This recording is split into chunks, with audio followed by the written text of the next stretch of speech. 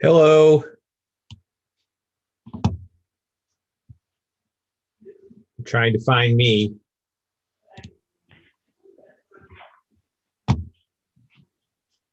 I'm going to stop the share right now.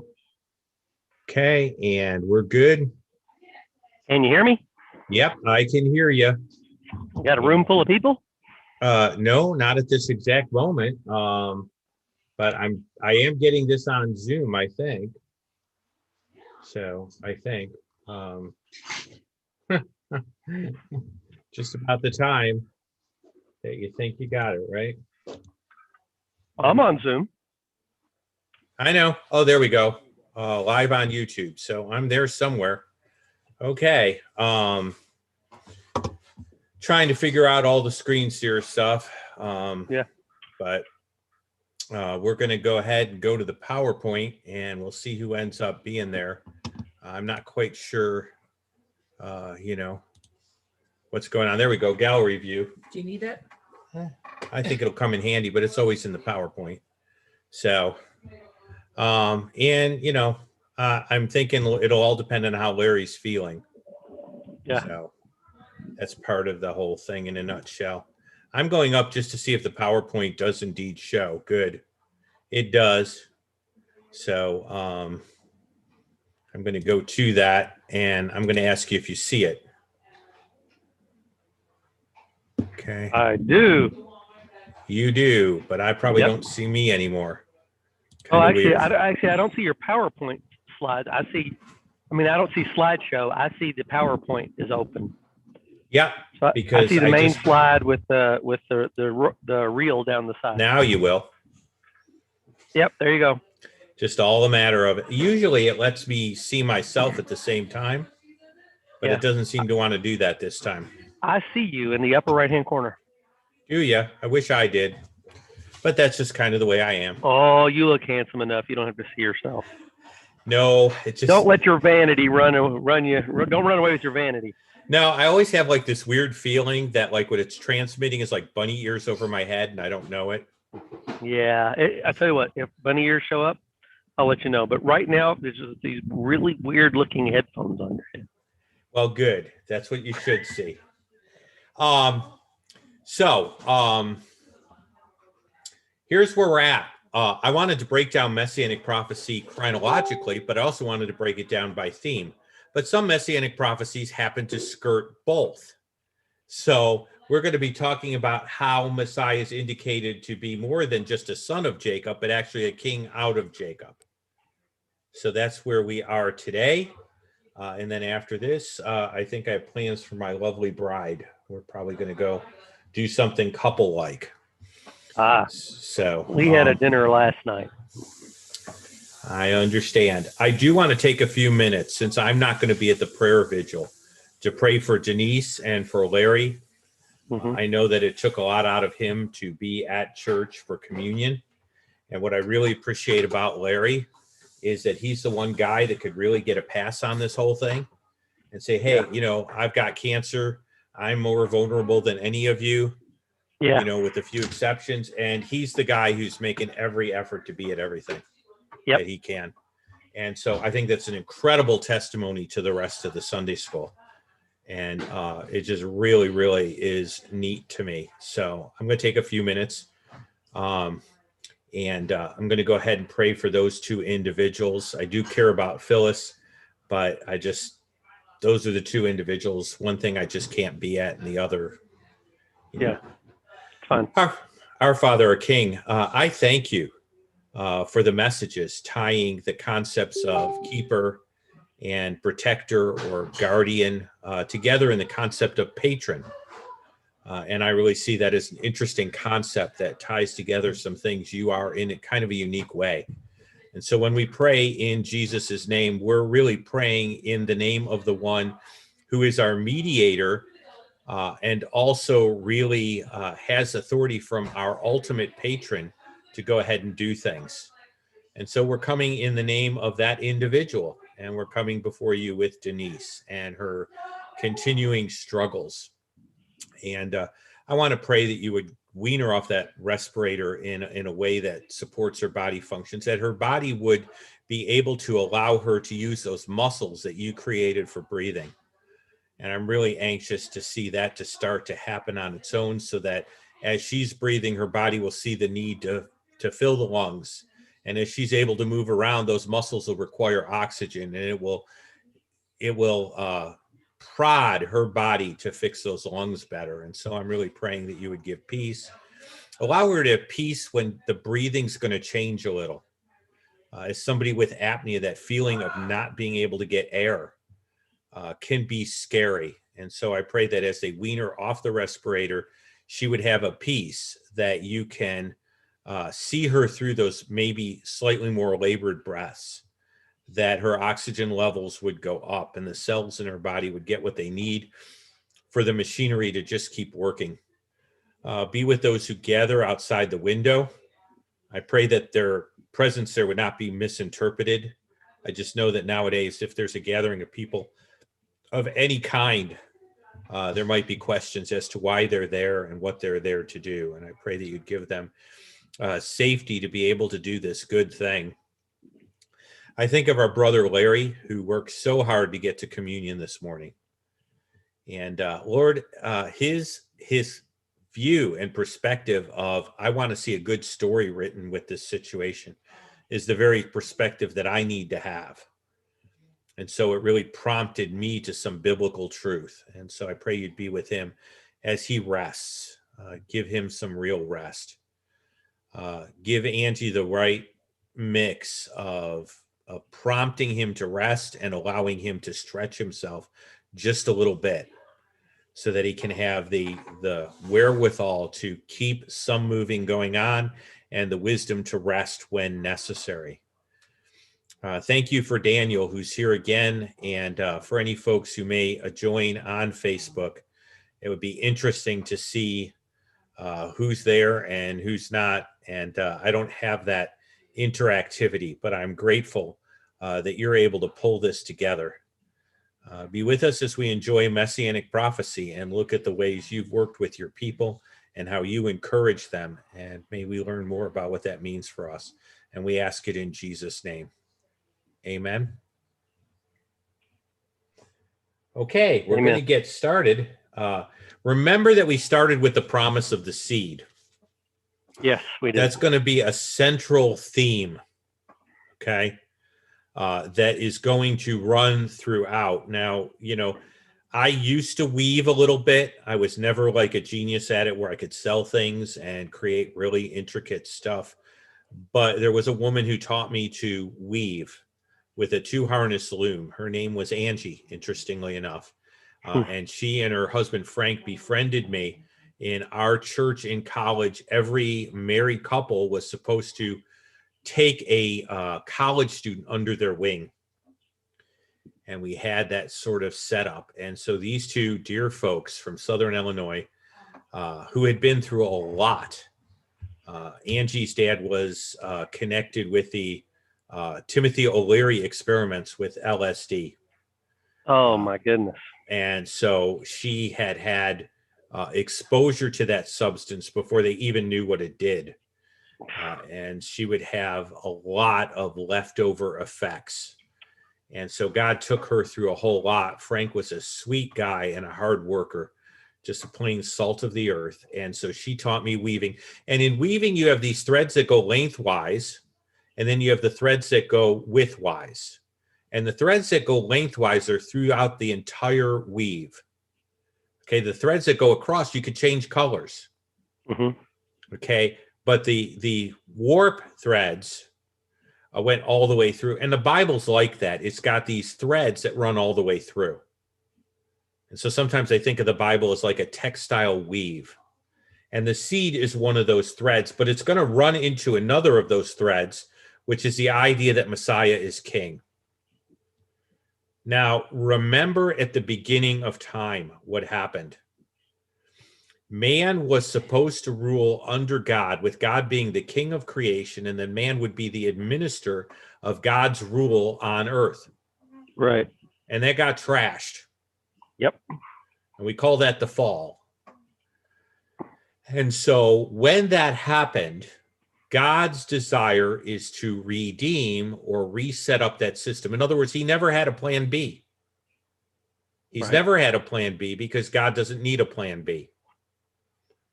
But in order to restore that, we need the king who is man, who can rule perfectly, who needs to be more than man. Because he needs to be perfect. He needs to perfectly display God's reign and his character. And so we have the God-man. And so the seed is going to intersect kingship. And so Rachel is Rivka's twin. And so Rachel is going to ask the same questions again. Now, I know this seems redundant, but man, this is like the heart of evangelism. Because if you don't know what the Bible says about Jesus, or you're going to argue about what the Bible says about Jesus, you aren't going to come to the right Jesus. That's right. And so understand that every cult out there has a Jesus, but it isn't the Jesus of the Bible. Does Islam have a Jesus? Yeah, but he's not the Jesus of the Bible. Does Mormonism have a Jesus? Yes, but it's not the Jesus of the Bible. Yep. Even the Hindu recognize a Jesus. That's right. And so the problem is when I'm talking to people on the street, sometimes it gets down to which Jesus are we talking about? And I find out they aren't discussing the same Jesus. Yep. And so I have to go back to who Jesus is. And so messianic prophecy is really important, and it's especially important to the Jewish person. And I think I'm going to try to move. I can't do it. I was going to try to move, Rachel over here because I'm like side looking here. And I don't like to side stare. And since we're not going to see me, I'm going to stop the share and put her where I can see her just for a second here because it's driving me a little buggy. I got to be honest about that. I got to see what's going on or I have problems. Just me. All right. Okay, now I've got that, and I'll go back to screen share. Okay. There we go. And now I'll share that, and now I can see too, so that I can see what you're seeing. Do you see what I see? Yes. How Messiah. So again, okay. we need to understand what makes prophecy, because really your Mormon friend's going to say, well, your Muslims do this every time I'm at a mosque. We love Jesus too. We do. We love Jesus as much as you Christians do. We love him more. Yeah, but you're claiming a different Jesus. That's right. You are. And so messianic prophecy becomes real important, because my Muslim friend would say to me, well, you know what? The scriptures, prophets, and Moses never said Jesus was going to die. Okay. Or any of this stuff. So we go through this. Again, understand, and it's so important because everyone loves systematic theology. The Bible is not a systematic theology textbook. 90% of, well, I should say, a good percentage of our doctrinal problems would be solved if we just learned to look at the Bible in terms of the original audience and then draw our conclusions. And so a lot of problems end up occurring because people are throwing this 20th century trope on it. People in the ancient world didn't have a problem with developing pictures. They didn't demand to be neat and tidy. They didn't care. Remember what Brian said this morning about wisdom. Okay? The Jew was interested in a holy life. How do I live life well? Okay, in terms of moral holiness, in terms of what human life should look like ethically, morally, and spiritually. Yeah, They were the appearance of things. Yeah. And maybe that's why so many Jews have become lawyers, aside from the money, is that the issue of social justice is in the background. Okay.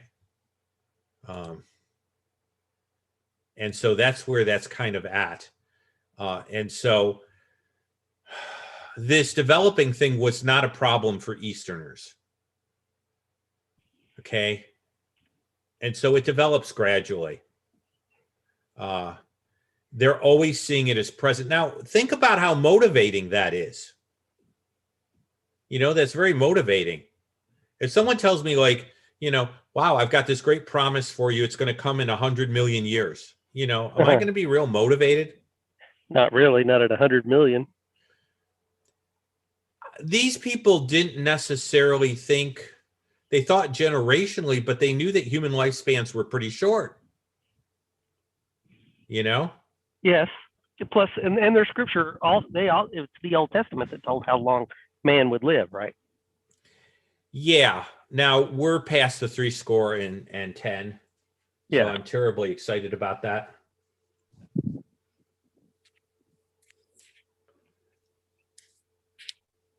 Oh, wow. Okay. Cool. All righty. My wife's pointing out that Jack's here, so I'm going to say hi to Jack. Oh, I heard a voice. Okay, cool. So that's the ground rules, but I had to get those ground rules there. Okay, because the prophets were seeing the kingdom of God. By the way, that's like the thing. Let's get God's rule back on earth. This world looks cruddy. People are dying. Horrible things happen. There are famines and floods. We want God to be king of the earth. Okay? And so those ground rules are there. And they really help us. They really are important, and they really help us. Because they're going to let us know when things are messianic prophecy. And so, you know, that's where we're at. I don't have as much to offer intertextually, but there is some stuff there. The Midrash points this to Messiah. There's Talmud that connects this to Messiah. In fact, when the Jews rebel against Rome that last time, Akiva calls the guy who's going to do it and free the Jewish people from Rome Bar Kokhba, which means son of the star. And he does it because he's pointing to Bar Kokhba as being the Messiah. And by the way, that's why Jewish believers didn't fight in that last war. Because Jesus told them, when you see the enemy coming, you're to go ahead, flee the mountains, pray that your flight doesn't take place on the Sabbath. They understood that Jerusalem was going to fall because of Jesus predicting it would. And so when Akiva says Bar Kokhba, son of the star, referring to this prophecy, they all say, no, he's not the son of the star. We know who the star is, and they don't fight. And it's at that point in history that they're called Meshumid, which means traitors, destroyers. You didn't fight for us. And that was kind of also part of the break between the Jewish believers and the Jewish community, because they would not fight under the flag of a false Messiah. It's terribly funny that Judaism would embrace Bar Kokhba, but it wouldn't embrace Jesus. Yeah, I didn't know that. That's good. So that's a little bit more background.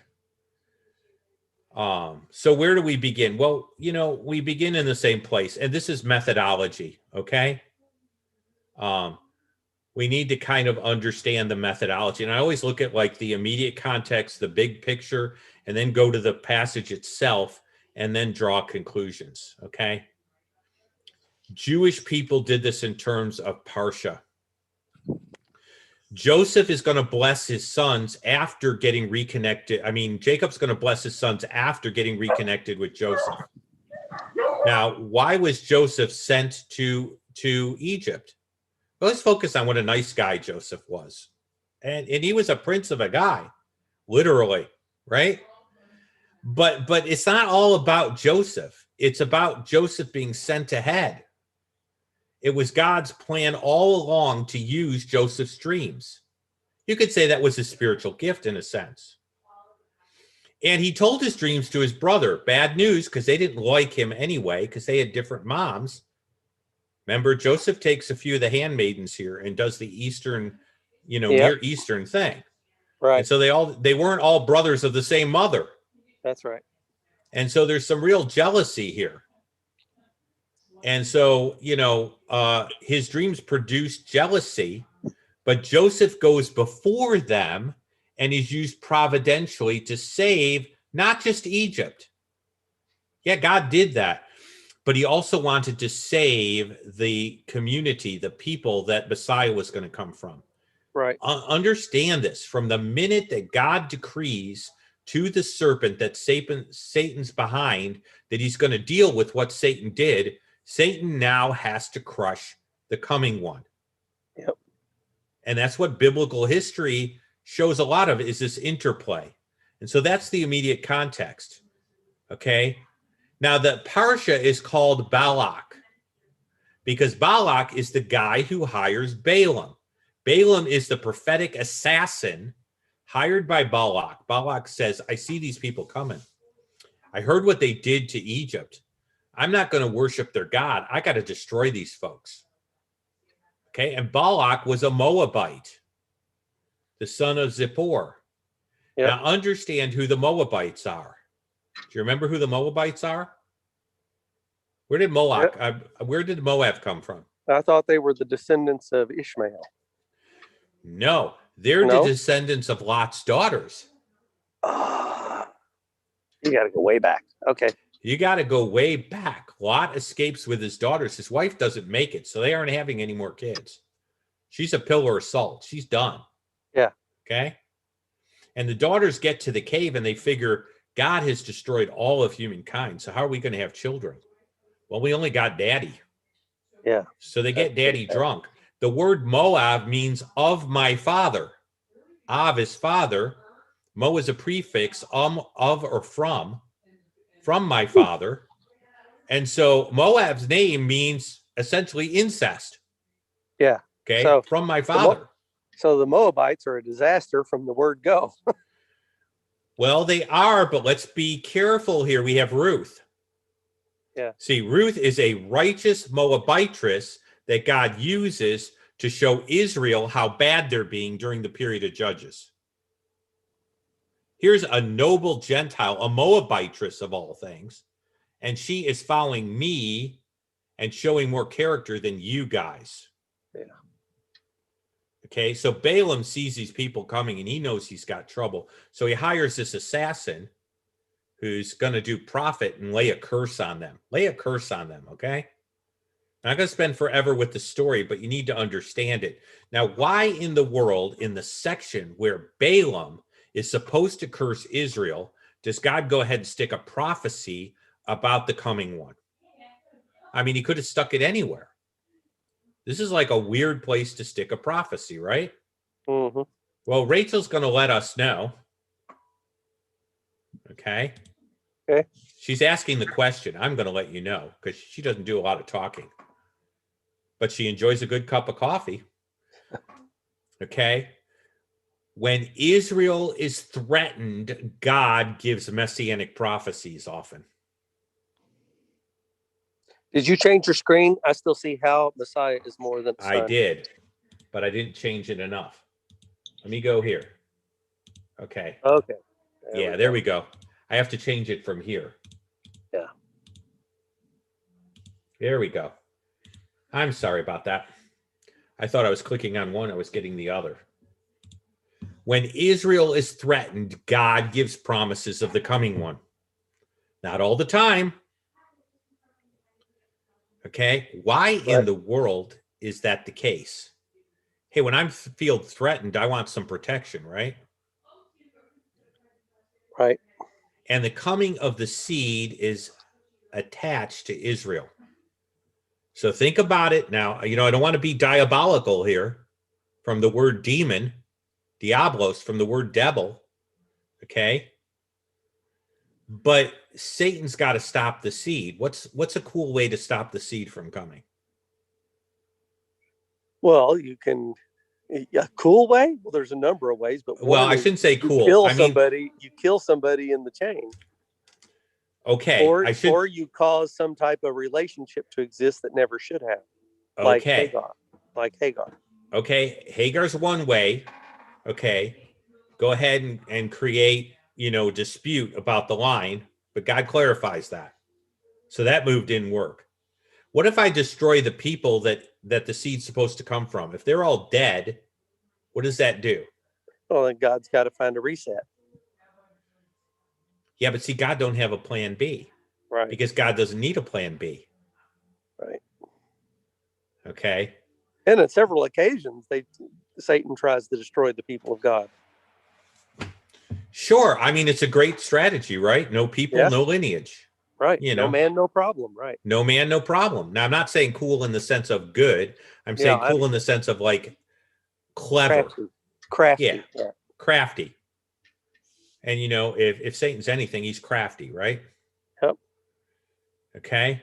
Now, I love Benjamin Disraeli's quote. He said, if it had not been for their Judaism, you would not have your Christianity. That's true. And I think that's a real cool thing, to be remembered here. Is Satan's thing is, okay, let's get Balaam to curse Israel. This is cool. Let's get him to invoke my resources to destroy them. Okay? Yep. In fact, the coming of the kingdom, want to know why I'm premillennial? Because Jesus said so. Okay? I mean, people get bugged over that, but the reality is Jesus said he was not returning to rule until the leaders of Israel said, Baruch haba Hashem Adonai. He said it, I didn't.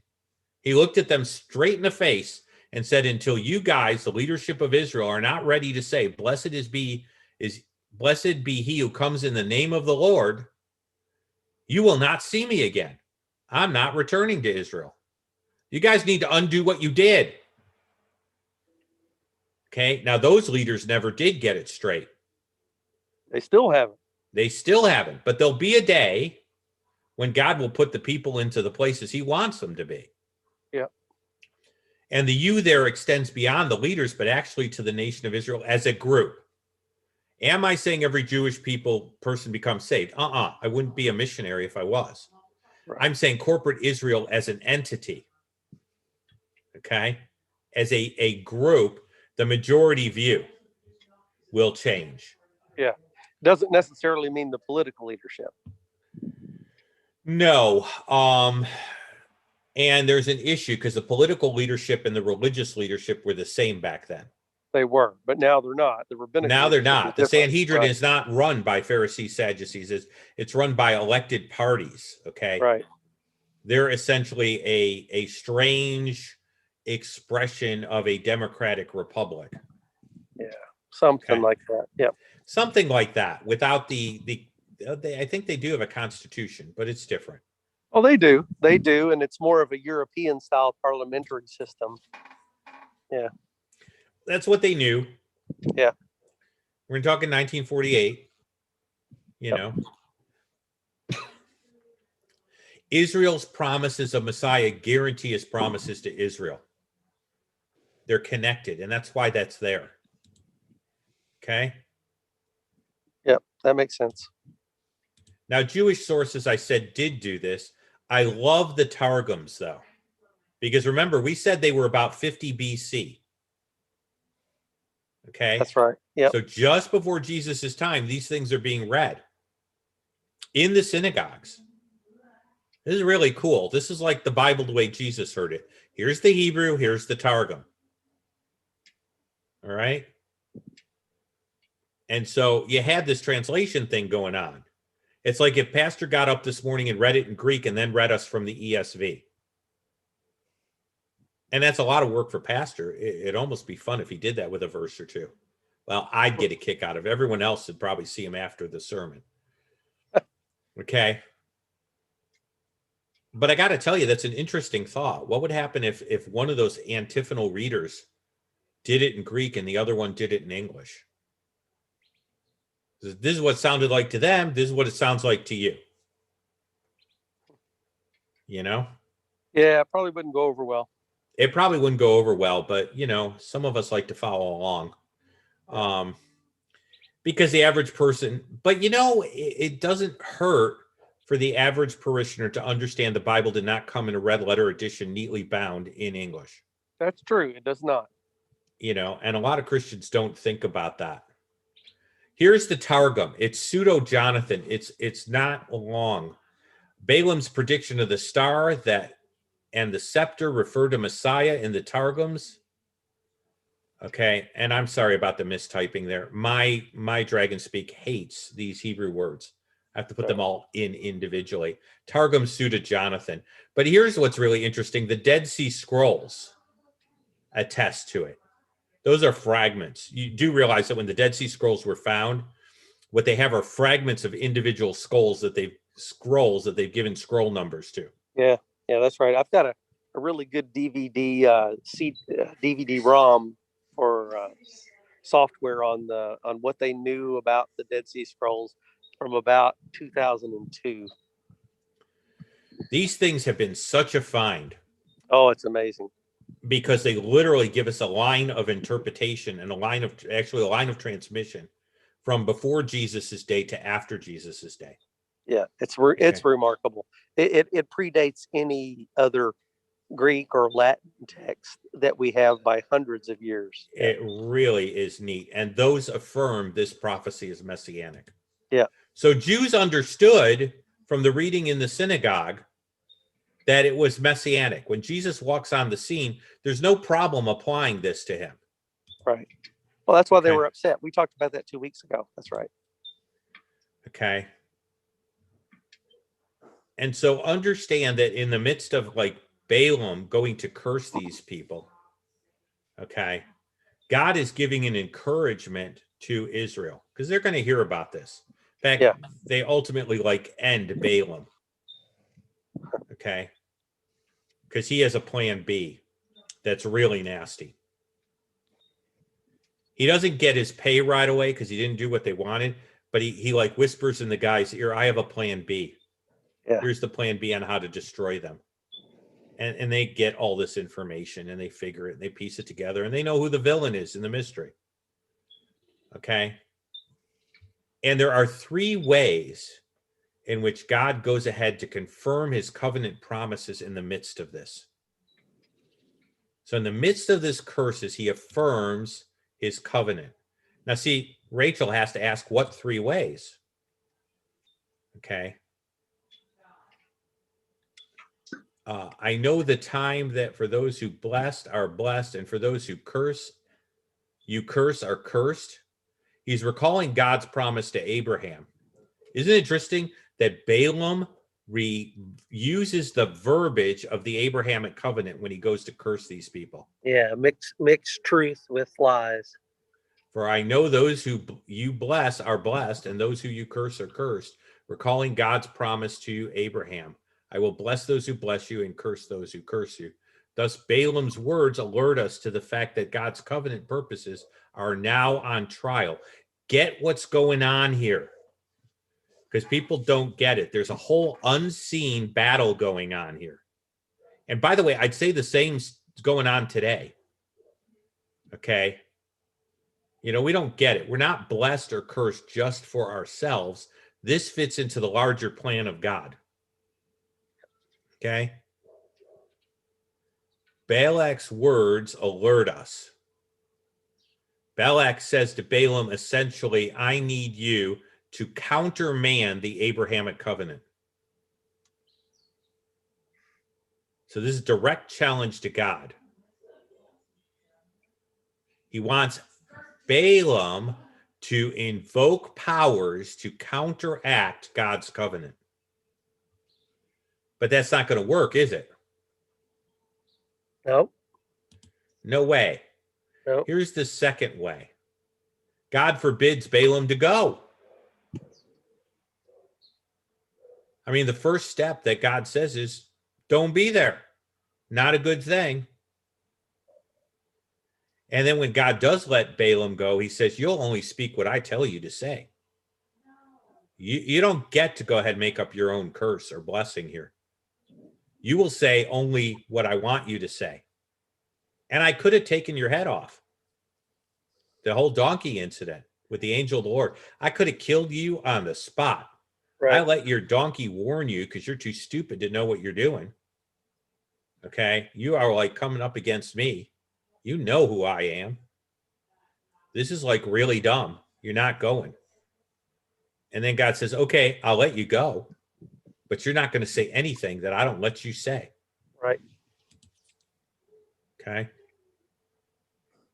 Third way. Third way, the certainty of God's blessing was acknowledged even by Israel's enemies. In other words, Israel was already being blessed and was very numerous. Okay. Balaam's looking out, seeing Israel come, and they look like a force to be reckoned with. They're looking at all the campfires here. Okay, this is like scary to him. They had already been blessed and been protected. So this is already happening. Yeah, and by now the enemies of Israel are very well aware with what the God of Israel can do against them. Yeah, I mean, Balak's into self-protecting his little fiefdom here. Us Moabites don't want any land taken. We don't want any messing around here,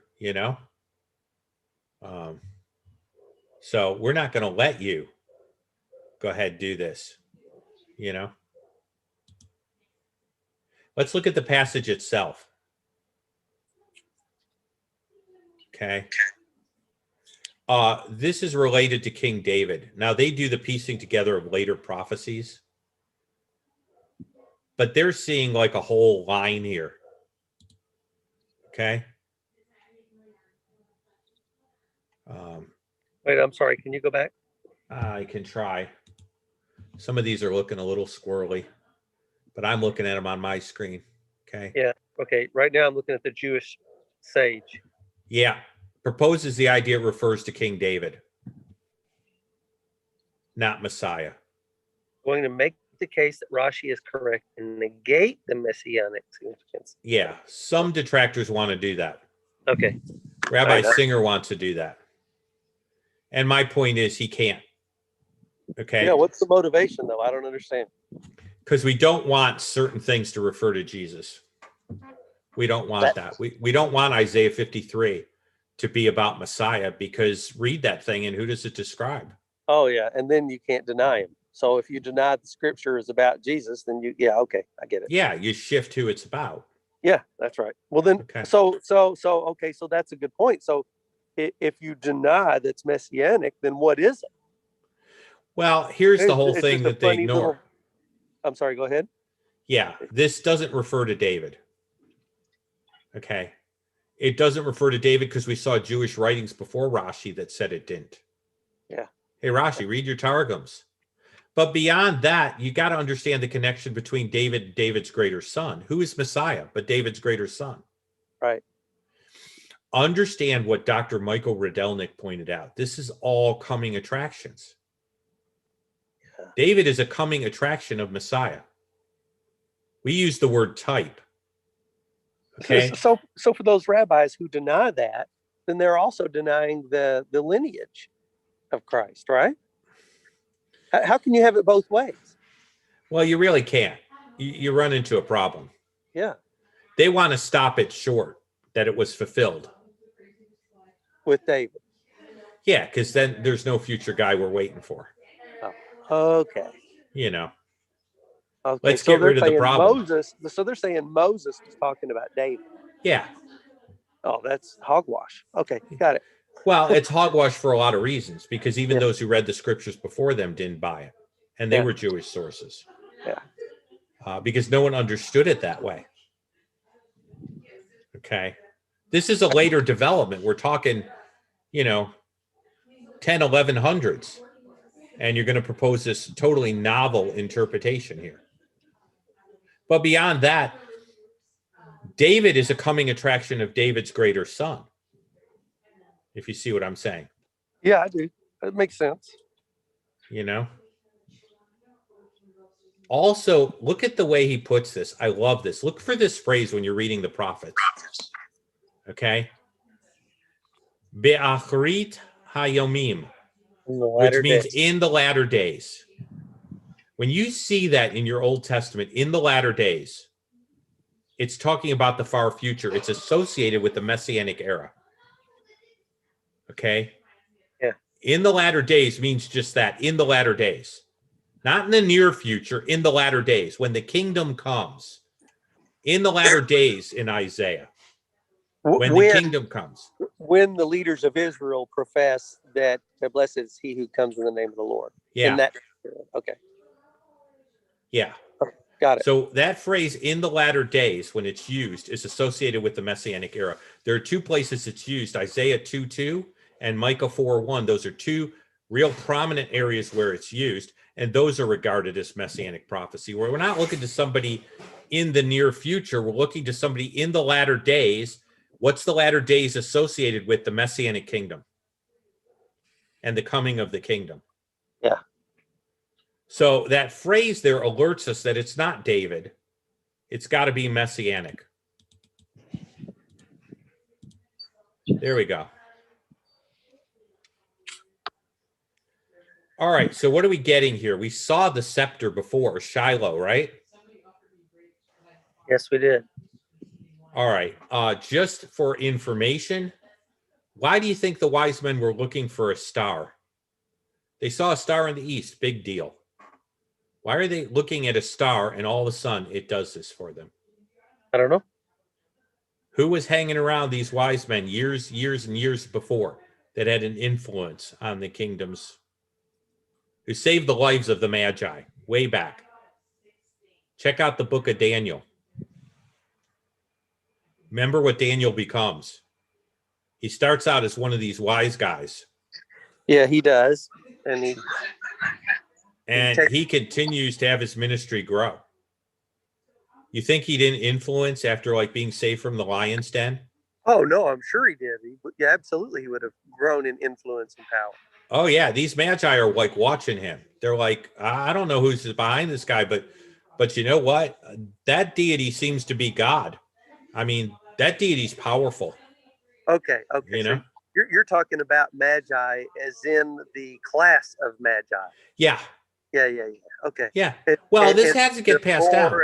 Their writings, their oral histories, their written histories. Right. Okay. These guys were around. They passed the story down. Yeah. So when the Magi's used to read old texts and stuff, they used to just pore over this stuff. So that's interesting. You really could look at it, while there would have been Magi at the time of Daniel. After Daniel, the Magi take on a whole new level of intelligence here. Right? Yeah, because Daniel's informing them of some things. Right. I mean, Nebuchadnezzar even says, I acknowledge that the God of heaven is God over the kingdoms. He says, look, I recognize Daniel's God as being God. I think Nebuchadnezzar converts. Yeah. And then he dies. Right. You're creating the class of the Magi at this point. That's a really good connection. They're not just looking at your study, but that's amazing. Well, but it's related. It is. A star shall come out of Jacob. Yeah. And what's this star going to do? this star is ultimately going to beat up on Israel's, going to actually disperse Israel's enemies. Yeah. You know, Moabites, there's a star coming out of Jacob. There's a scepter, a ruler coming out of Jacob, and he's going to end up putting an end to your sort of shenanigans. You're going to lose. Yeah. Israel's going to survive. Israel's going to end up winning. You are fighting on the wrong side. Yep. Okay. A religious, a figurative, and a literal star.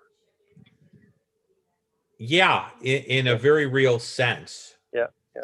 That's why Akiva tries to rally the people with this. He's the son of the star. He's come. No, he hasn't. And Rome beats the daylights out of him and Yeah. disperses Israel. Yep. He's not the star because he was a false star. He was a false Messiah. Yeah. Yeah. That was 1068 or something like that. No, I'm sorry. No, that's 60, like, I meant 68 AD or well, this is like the second rebellion. This is about 150, and Rome says, bye, we're dispersing you. We're renaming Jerusalem. Okay. We're naming your land Palestine. That's why I hate when people use Palestine. Yeah. Thank you for using the old Roman slur. Yeah. Okay. Yeah. Okay. And I don't know why there are additional slides here. Probably because it hasn't switched. There we go. Now, I didn't take you through the verses much this time, and I may need to reconfigure this for my Fridays. Okay. Yeah. But this is basically the thing that I want to get across is that, yes, the doom of Moab is being predicted, the exaltation of the coming one is being predicted, and the protection of Israel is being affirmed all at the same time.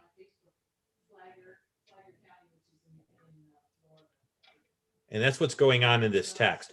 And these magi got some stuff from Daniel, and a star will arise in Jacob. I know what goes on earth appears in the heavens. We're going to look for a star. And we saw his star. I don't think that's coincidental. No, it can't be coincidental. In fact, you have the return to the Holy Land even half after Daniel, right? Oh yeah, right. The under rebuilding Cyrus. of the temple, Cyrus, right? All of that happened. Nehemiah. Okay. So that's going on.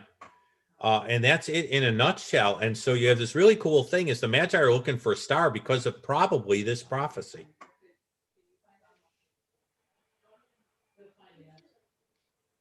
And so that's where this is at. Yeah. Yeah, that's really neat. So this prophecy's a big prophecy.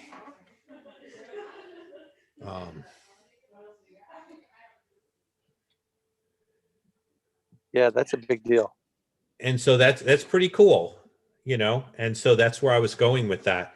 I need to probably, we get people going on the evangelistic outreach, probably tighten it up a little bit, but this should give you an overview. Yeah, it would be better to have the scriptures that go with it. Yeah, usually I do. Yeah. Don't know why they didn't show, but that's kind of way things are. But you're right.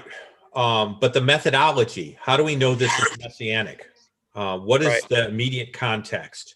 What does the verse say? Actually, what is the greater context? What is the immediate context? What does the verse say? And then what we pull from it.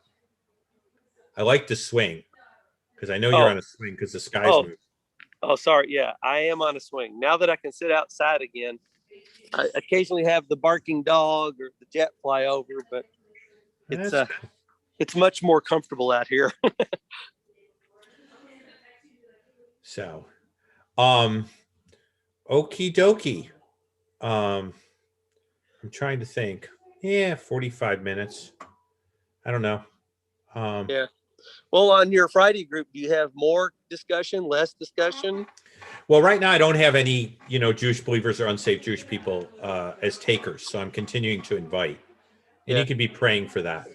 Okay, I will. That as I go through the database and start inviting, and some of the churches I'm saying, hey, if one of you want to just jump in and just see what this looks like,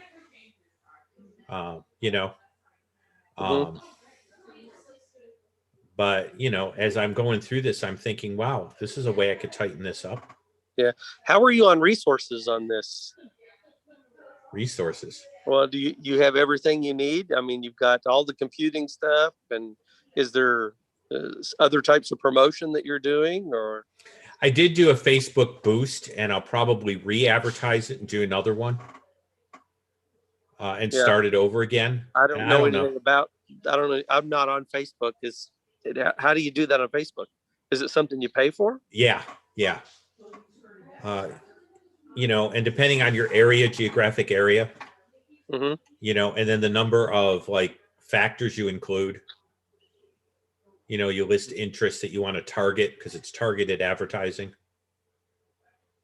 Yeah. Is it expensive? It's not real expensive. It's just I don't want to dip into our account a whole lot Oh yeah. because support is a little down and they want to see us continue building it. And so if I use it for professional expenses too much, I decrease my. So I'm trying to be careful. Well, how much is it? I'm just curious. I think I did it for 5 days and covered a pretty good territory with some descriptors like Chabad, Israel, some descriptors that would target a Jewish audience. It was about $10. Oh, that's reasonable. Yeah, no, it's not horrible to do. Okay. It's not. It just didn't net me the sort of net I wanted. So I have to, the next time I boost this, and I may start it over and start re-inviting. See, I don't know a lot of this. I don't want to be like what we call in Yiddish a nudge. Yeah. But on the other hand, I only have so many prophecies to deal with, and then I have to restart it. So if I want to run it as a continuous study, then I have to advertise it as, back to the beginning, and then recirculate it. And then how often do you invite? I guess it's an ongoing study. Okay. Or I could say we're restarting up the old, this advertising stuff is where Rivka's getting her certification. So a lot of the technical stuff, but also the promotional stuff is very new to me. But I think it's worthwhile. I think it's worthwhile to use this medium. And it's something I can do that, my fellow missionary is less willing to do. So it's kind of a niche that I can carve a little bit of, put a little of myself into. So I love it though. I could hear the birds out there. Oh, it's wonderful. Everyone should have a backyard they can sit in from time to time. A park or a place. Well, I'm thinking about ours. It's not all that, especially with the down tree. I've actually been doing some work out here. This is my yard. There's my dog laying on that. You got a nice big yard. I do. It was great when we had dogs and boys and dogs and neighborhood kids and all of that. But now that the boys are too old to play in the yard and the dogs are just kind of sunning themselves, it's a lot to maintain. Yeah. Well, we went with the larger house with the 2 floors, so the kids have their sitting area inside. And we like the 2 floors because you could have the downstairs and then have the bedrooms all upstairs. Yeah. No, so I mean, give and take. Yeah, makes sense. I'm kind of wishing I had a smaller yard at this point. It's nice. It's really nice. Don't get me wrong, but it's. I'm wishing it was a bit smaller. Yeah, our thing was the tree he planted in there isn't what I would have planted. I would have planted a fruit tree. Oh yeah, I've got an orange and a lemon tree. See, that to me, I don't want some ugly thing that just drops leaves and. Yeah. Well, they lose a few leaves, but not so many that you can't blow them away. Yeah. Well, yeah, but you get the fruit. Oh yeah. That's my thing is like, hey, not only does this look pretty and it flowers, but there's a season where I can get some fresh squeezed orange juice out of this. It's cool, Yeah. The oranges are only okay, but the lemons have been absolutely amazing. Oh, wow. This year they're running a little lean because it was so hot. Even though they're citrus trees, the persistent weeks above 110 really took a toll on them. Usually there's one natural thinning. This time we had 2 natural thinnings. Huh. So we'll see. Yeah. March is coming. We usually get our lemons in March and April. Okay. Okay. I had a pastor who had a fig tree. I thought that was so cool. Yeah. Now I wish I'd had the foresight to plant a pomegranate, but I didn't. Oh, that would have been cool. We Yeah. stayed with a woman who had all these pomegranates. They are so neat. Yeah. Yeah. And there's different varieties too. They're not all the same. So Interesting. What's interesting is those are all biblical fruits. oh yeah. And so I kind of get a kick out of that because the pomegranate, is mentioned in the scriptures. Yeah. Yeah. Pomegranates, figs, olives. I don't know that you can do edible olives here. Actually, I don't know that, but I don't know why not. I don't know. California, I was out there, a lot of old Spanish olive groves, but I don't know. Olives have to be cured and stuff too. It's a little bit more complicated. Yeah. Whereas your oranges and lemons, if you had a juicer, man, you make your own lemonade. Just take a bunch of the lemon juice. Oh, I'm telling you, I produced almost 3 gallons of juice last year. We're down to about 3/4 of a gallon left, and we'll soon be having more lemons. You need some lemon recipes. I freeze it in 16-ounce bottles. So if I finish a 16-ounce water bottle, I wash it out real good and thoroughly, and then I'll put lemon juice in it, and then I'll freeze it. See, what I love is when I was in school, we used to have, like the soda fountains for soda would let you have just seltzer. Yeah. And I was cutting back on sugar, and you take some seltzer water and you add a little lemon juice and you have what's called a spritzer. Yeah, it's delicious. It's really good. Healthy, yeah. Healthier for you than the soda is. Yeah, it certainly is that. So it's like an alternative. Anyway, well, I missed Larry, but I really understand. It probably took everything he had to make it to communion. Yeah, he looked weak this morning. His eyes didn't have that same glimmer they usually have. Yeah, this last round has really hit him hard. Yeah. So yeah, we definitely need to keep him in prayer. Yeah, and so thanks for opening in that. So yeah, well, again, I might have a mouthful of fried rice or something in my mouth at 5 when they're doing the prayer vigil. So right. Yeah, I don't think we're going to make it either. It's a good idea, though. It is. And I actually texted. Now I'm thinking of her name. I can't think of his name. John. And said we won't be there, but we'll pray in place. Yeah. For him, so that he knows that just because we're not there, we're not. Yeah. Rand has been texting with him some. He tends to be a night owl and send stuff out late at night. So. Yeah. Sorry, those days are gone for me. Yeah, pretty much for me too. Unless I've got some major adrenaline reason like a family emergency, I'm pretty much out. I get a kick out of it. When you're a kid, they give you milk and cookies and give you a nap and you don't appreciate it. When you get older, you want to go back to the milk and cookies and a nap. Yeah, I'm kind of like that today. Oh, thank you very much, Jeff. Thanks for being there. Oh yeah, I appreciate it. You put a lot of work into this and I really appreciate it. That's a good lesson. You've connected some dots today that I haven't had connected previously. My pleasure. It's what I love to do. I appreciate it. All right. We'll see you later. Yep. Bye. Bye.